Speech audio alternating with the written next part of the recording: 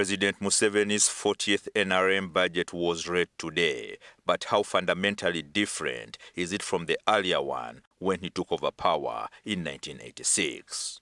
It is important to appreciate that the 1986 budget was read in the context of insecurity. The NRM government had just taken over. There were no figures, there were limited statistics, for instance, on GDP performance and so on. So the budget really suffered from an information deficit. The journey of 40 years, it has been really eventful.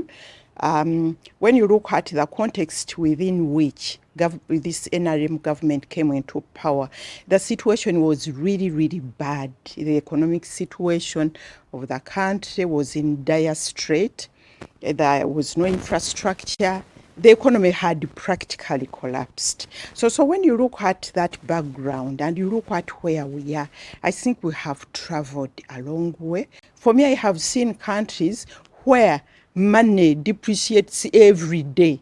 Every day, money loses value, but our currency has really stabilized. What was clear is that GDP had declined the year before by 10% in 1984 to 86.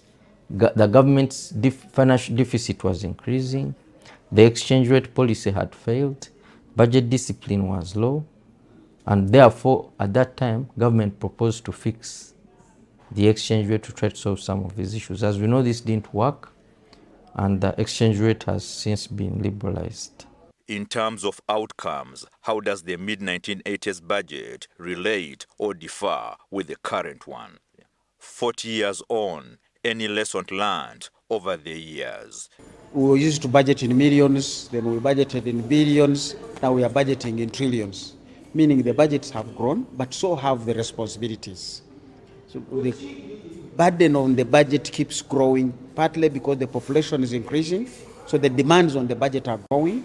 The infrastructure we have done is also increasing. You have more kilometers of roads to maintain, more health facilities to maintain. So the demands on the budget continue increasing. We still have an issue of budgeting discipline. We have an issue of the trade balance, as I indicated.